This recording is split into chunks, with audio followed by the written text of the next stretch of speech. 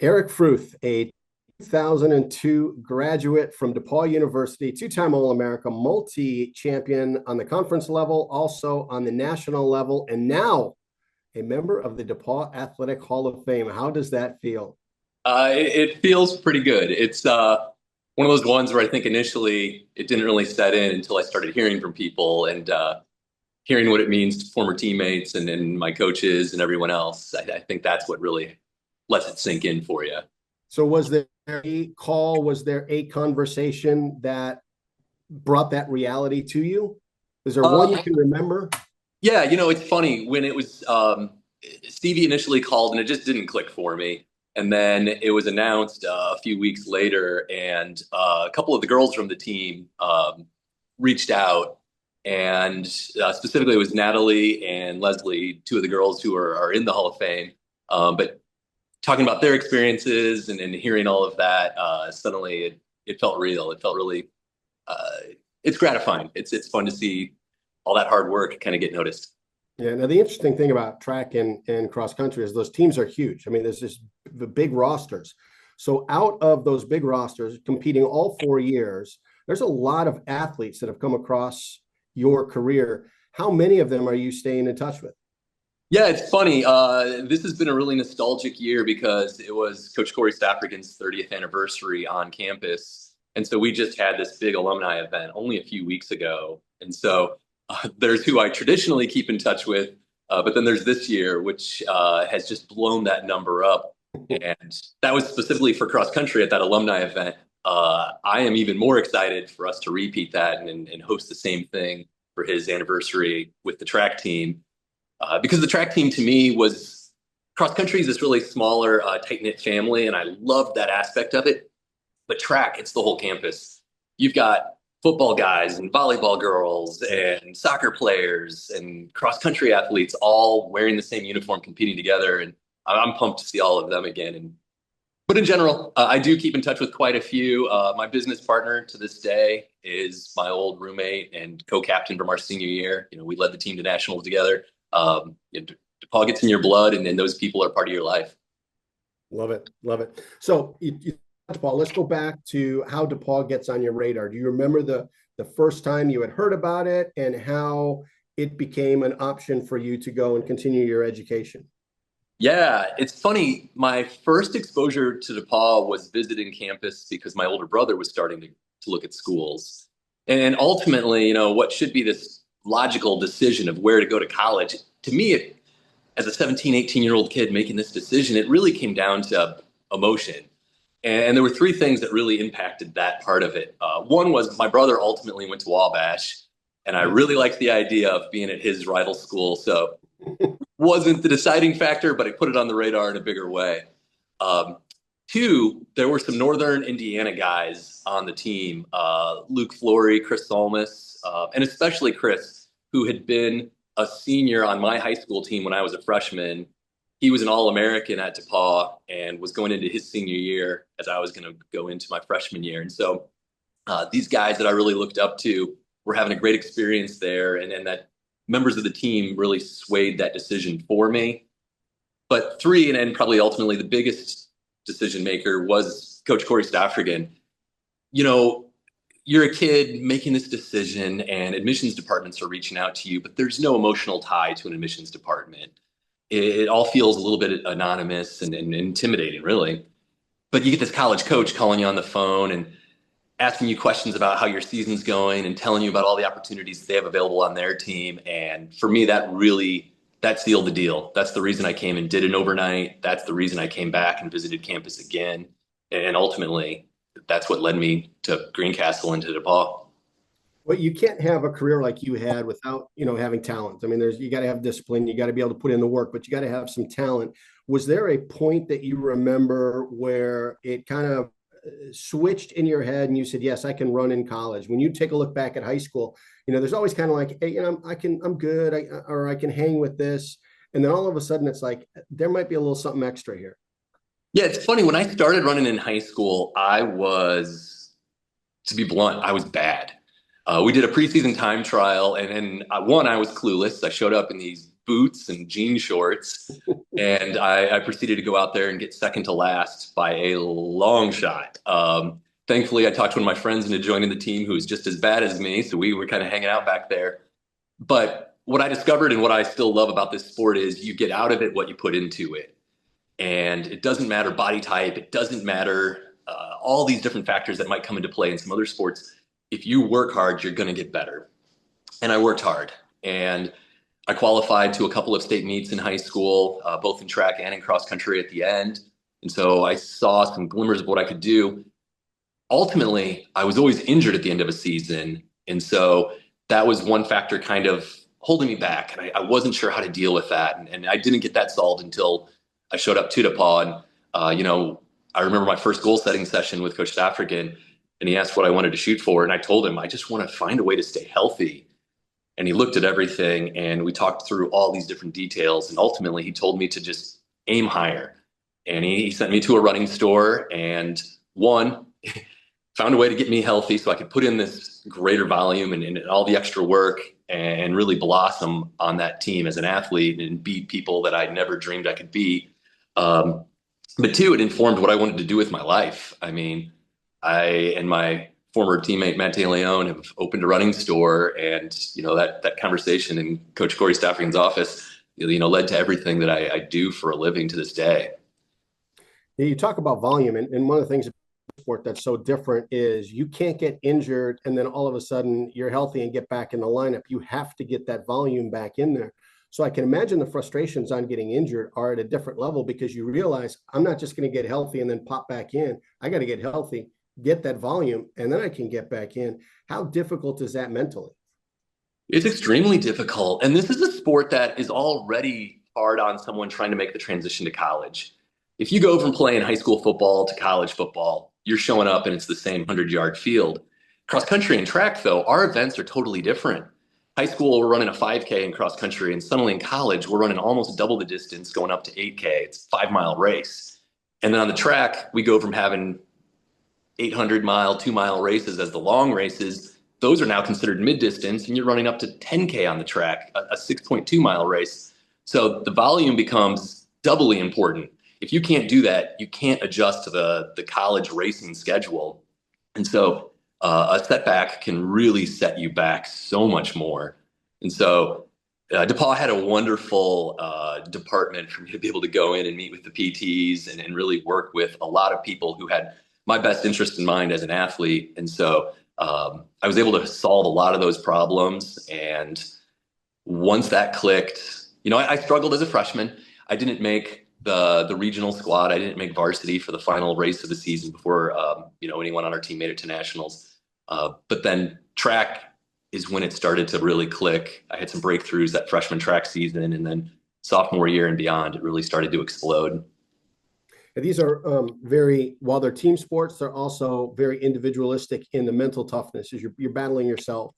And so, as a former soccer coach, I'd recognize that the biggest transition for players was the speed of play. It just was moving so much faster. They couldn't get it down. And then all of a sudden it was a click and it was like, I got it. And they got there. You talked about how that first cross, it didn't click until track for you is when it started to go. Was there frustration in the thought of, I can't do this and I'm just going to be a student here? Was there ever that thought when you were going through that difficulty? I never had that thought. And in large part because of the team. You show up on campus and a team provides you with this instant network of friends with so much in common. And our team was incredibly tight knit. Freshman year I showed up and the team was talking about how that next summer, a lot of them wanted to live together in the mountains of Colorado and train together as a group. And so I signed on to that idea right away. And quickly that became my social network at school. And so it meant that when I hit those hard points, I fell back on that social side of it. And the team really carried me through it. And, there are some hard parts, and it's true of every sport. You're going to go through ups and downs. It's never all, sunshine and roses, but they carry you through that. And then you hope to be able to return that favor when you're on top and able to kind of pull them along. Because yes, our sport is an individual focused sport, but My dad was a high school football coach. I grew up in a team mentality sort of mindset in our household, and I've always carried that side of it forward. The team meant everything, even if there were individual accolades and an individual focus at times. So at DePauw, it's not a easy school, and when you're doing cross country and track, you're 24/7, pretty much 365. How do you navigate being a not just part of an athletic community, but an important part of it, and get everything done academically? Yeah, it's a challenge for me. I wasn't prepared for just how much the workload was going to explode as a freshman in college. I remember I took an African history class because I was really interested in trying to broaden my horizons, learn things I didn't know. And despite being so excited for that class, I found really quickly this reading load is hard to keep up with. I was a straight A student in high school, and I got a C in that class, and that was an eye opener. But you figure it out. And then the irony of it is, and a lot of our team would talk about this, especially on the women's team. I think they were probably a little bit more put together than us guys. But when you were in season, you were, I think, sometimes a better student because it really forced you to be so disciplined with your time and your energy allotment. And sometimes when you got to the postseason and you had a moment to breathe, you maybe enjoyed things a little bit too much and things could slip. But ultimately, we figured it out. I was, I think, Dean's List half the semesters, and half the semesters I had a pretty atrocious GPA, but it averaged out well together. And you find ways to put it together and make it work, especially once you've decided on your major. Right. Toughest moment as an athlete, the most difficult part while you're at DePauw. What was that most difficult time? Yeah, I think the most difficult time was probably my junior track season. I'd had some breakthroughs during the junior cross country season. I had made it to my first national championships, and I had run pretty well out in Spokane, Washington in the snow. Came out of that feeling like I'm ready to roll. And then junior track season, indoors, first or second meet, I get an injury that I just can't shake. And we were hosting an outdoor conference meet that year. The goal shifted from can I try to make it into a national meet to can I get to our conference meet and run well? I'd been the track MVP as a sophomore, and those hopes were really quickly dashed going into junior year, being injured that track season. But again, had a lot of resources on my side. I was able to rebound, and I still won a track conference title that year. More importantly, the team won, and I was able to contribute some nickel and dime points in a couple more events where maybe I didn't win, but I was able to play a big part. And your teammates step up. Tori Teets, one of my best friends in college, one of our teammates, he stepped up and won the 5 and 10K that year. And I felt like the team didn't miss me maybe being as dominant that season as I'd been the year before, and I would be the year after. But it was a tough season. Coming back from injuries, always a gut check. Yeah. Yeah. So let's flip that around. Well, and I think I know it, but what was the best athletic moment? I've got a handful of getting fifth at nationals and then getting fifth at national the second time. Those were big moments. Competing at Notre Dame and IU and Purdue, our sport is unique in that we're able to go out and compete with all the colleges. Right. Because we can show up to a meet and see everybody at once. I outkicked an NAIA national champion to win an indoor 5K. First time running into 14 minutes for a 5K. But yeah, for me, ultimately, junior cross country season, the conference meet that year is the meet that I always look back on. And it's my fondest memory of being on that team. And it's a team memory more than it's an individual memory because we had lost that conference meet my freshman and sophomore year, our first 2 years in the old SCAC. And I really felt like we should have won it. And so junior year, the pressure was on. The number one goal is we've got to win this thing as a team. And so we restructured all of our individual goals for that race to be focused on this team aspect of it. And one of the things coach did was tell me, I'd been the number one guy on the team that season, but he said, everyone's going through the mile together. From number 1 to number 7, we're packed up. You have to make sure that every varsity scorer is together and in the right place. And then it's open hunting season. Then you can go after everybody. But my biggest rival in the conference took advantage of that first mile and built a massive lead on me. And so we hit that mile marker, and I looked around, and our team, everyone was right there, and we were pumping each other up. And then I took off and started chasing that guy down. And Those are the moments that replay in my head the most often, just that slow build of catching him and then just pulling away. And I got to the finish line and I turned around and I don't know, I think I won that year's race by 40 seconds in the end. There's nobody back there.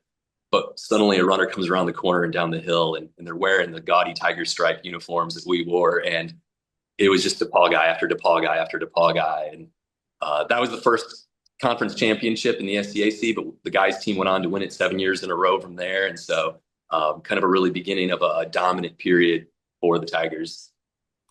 So your time at DePauw and with DePauw Athletics didn't end when you were done as an athlete. How did that develop, and what are some of the memories you have from being a GA? Yeah, so my senior year, the team qualified for the state cross country nationals for the first time. And on the bus ride back, coach just mentioned, hey, the GA position is going to be open and I'm not promising you anything, but I think you should apply. And I really didn't know at that point what I was going to do. We had this sort of nebulous idea of, are we going to open a running store between Matt and I? But, I thought about it on that ride home, and I'd had a bad national meet that year. And so I was kind of in a down place, but I really rebounded from that tough moment through the help of my teammates on both the men's and women's teams. And I saw how important that was to me. And I saw the ability over the next 2 years as a coach to be able to be that for other people. And so I ultimately said yes, and I applied, and I was really fortunate to get the position. And for me, that was even more life-changing, I think, than being on the team. I discovered that as much as I liked being a competitor, I loved being an assistant coach on that team even more.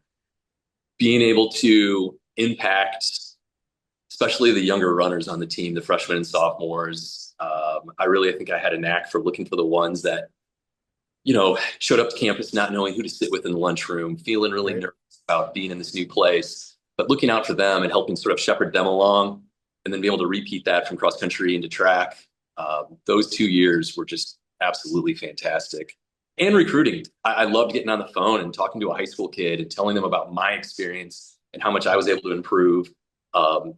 It's really gratifying to this day to stay in touch with these kids that I say kids, they're 40 years old now, but to me, it's still some of them. It's that person I called on the phone and I talked to as they were getting through their senior track season. And I told them all about the great things they could find in Greencastle, and they got to come have that same experience.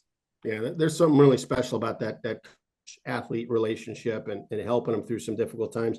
You talked about Matt and that, coming into the GA role, you guys had already started planting the seed. Do you remember how Columbus Running Company, the idea began, or who put it on the table first? And was it legit, or was it just kind of tossed out there? It definitely started off more as just this really vague dream. Neither of us can remember the moment it flipped and became something more real. But after we graduated and I was working as a GA, he had spent a year in Japan and came back to the States. And ultimately, he was chasing a girl, his now wife, Rachel, a former teammate of ours in the DePauw cross country and track teams. But she was in Philadelphia, so that's where he was going to be. And there was a running store there that he started working at. And so he started really learning the ropes, and it became much more real as he saw the inner workings, the business side of it. And so ultimately, I made a lot of visits out to Philadelphia while I was a GA. We sat down with the owners of that store and we built a business plan. We went out to banks. I think one of the most fun parts about our opening was some of our initial investors were the parents of former teammates. We actually didn't reach out to them. Teammates just told their parents, hey, remember my old buddies, Matt and Eric? They're going to do this thing. And we would get a phone call or an email saying, we love you guys. And we want to support what you're trying to do. And that meant a lot. Yeah. That's so. How did you settle on Columbus? So Matt went to high school in the Columbus area, and it made a lot of sense. When we talked to people within the industry, we were really fortunate to find out that his hometown was one of the most underserved and growing running communities in the country. And it just clicked. We started with one store, but today we have 6. We time 120 something races a year. We'll put on 750 free social runs a year. We have our own youth running club with, this year, I think we're getting close to 800 kids for this year. So all these things that started as just, kind of pie in the sky dreams on a long run through the country roads around Greencastle and Putnam County, um, they've all really blossomed into something that we feel really fortunate that we've been able to be part of. One thing that I really like, we have over the years hosted a lot of DePauw interns at the store, teaching them the business side of what we do. One of our former interns is a college coach today, and he has a former grasshopper of ours on his college There we team. go. And so it's a fun moment to be able to see, multiple layers right there. Yeah, and I imagine that that is going to be an experience that's only going to multiply in the future because of the volume of kids that have gone through that program that are getting into that college age. Yeah, and our hope is I want to see one of them in Tiger Stripes. Hopefully before coach is retired too.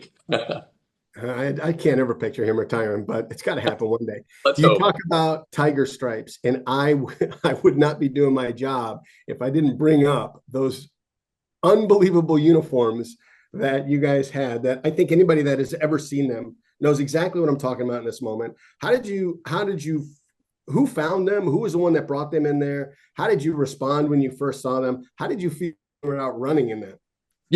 When I was a freshman, and even when I was in high school and I was looking at the school, DePauw raced in all black. They looked like ninjas out there on the course, and that had a really cool look to it. And so freshman year, I show up and wearing these all black uniforms, and I'm like, it's pretty sweet. And then we're in the weight room one day, freshman year, and coach comes bounding in, so excited with this printout in hands. And he's like, I've got it, guys. We need our own unique look. We need to stand out. We need to be different. And he shows it to us, and it's bright yellow with tiger stripes and this giant DePauw across the chest. And it was the gaudiest, ugliest uniform any of us had ever seen. And I think to a person, we were completely opposed to this. And I will tell everybody we were wrong. The DePauw tiger stripes really quickly became iconic. It became something that you had to earn early on. Everyone got that uniform, but I think over time it became a special one. Like it's going to be busted out at a conference or a national meet. But I absolutely love those tiger stripes. We've got them hanging up on the wall in one of our stores, and people will come in to this day, and that's the jersey people will ask about. Like, what is that? So you go to DePauw, you graduate in 2002. What is your degree? What is it that you studied? And what was your thought? Was it business and your thought about doing something in, or what was the plan? I was an English writing major.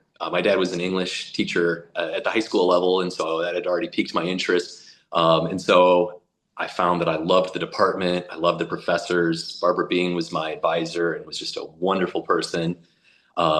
And I loved it. To this day, I still continue to run and I still continue to write. And so, all those threads from my 4 years on DePauw's campus, they're still there. They still continue to now.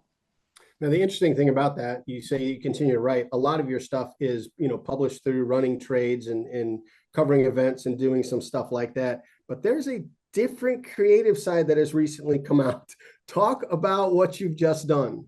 Yeah, well, it's been a few years now, but yeah, after years of writing for running magazines and interviewing Olympians and being involved in the sport from the writing perspective, I had a cousin from Brazil who was coming up who's really into theater, and we thought, oh, let's take her to a play. And so as I'm looking up some plays going on in the Columbus area, I found this regional playwriting competition with a big grant attached to it. And I thought, this looks fun. I took a playwriting class at DePauw. So ultimately, I think one of my most fun creative endeavors post-collegiately was winning a playwriting fellowship and being able to sit down in a theater and watch the actors on stage play this out. And probably the funniest, most pinch me moment, I actually got to go to the auditions.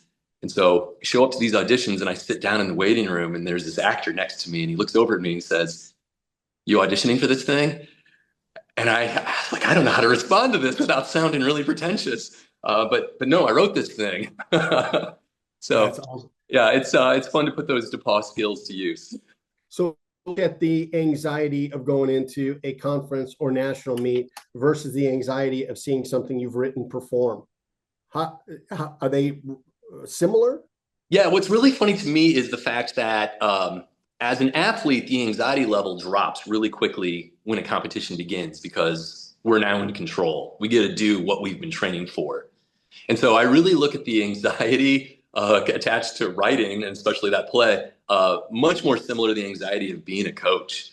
Because when it's go time and you're the coach, you have to hope that all these lessons that you've been teaching and all these workouts, they're going to click for your athlete. And sitting in an audience, watching actors on a stage say the words that you wrote, the anxiety doesn't go away immediately. It's just like watching your athlete in that first lap of the 5K. And you're wondering, man, where's this thing going? But ultimately, it drops as that race progresses, or in the case of that play, the first laugh moment when that audience just lit up, and I was like, "Oh, this is working. People are loving this. Yeah, it's like coaching an athlete to that All-American finish line. It's great." So 6 stores, hundreds of events, all sorts of other stuff going on with charity in the community and Grasshop, all this stuff. You've got to, how do you balance the two of being this community business that's growing and thriving, and also being a husband and a father? Yeah, well, one, you've got to find an incredible partner, and my wife is a superhero, so that helps. But family's everything, and again, I saw that from my parents growing up. I saw that so much from Corey and Stacy when I was at DePauw, and so that's a priority. And I'm really proud of the fact that we still have pretty young kids. Benny's in 2nd grade and Claire's in kindergarten, but we never had to do daycare with them. I was able to rearrange my work schedule and make sure that I was always there, or Liz was always there. And so family has to be the priority above everything else. But what it means is a lot of late nights. It wasn't uncommon for me to be working on CRC's website at 1, 2 in the morning at times over the last few years. The kids are in school now. That stuff's getting a little bit easier to balance. But ultimately, you've got to show up and you've got to be there. And I think those are skills that we really refined by seeing such a good example day in and day out with our coach. Eric Fruth, this has been great. Thank you very much for the time. Multiple champion in cross country and in track, 2-time All-America, and now a member of the DePauw Athletic Hall of Fame. Congrats. Yeah, thank you so much. I really appreciate it.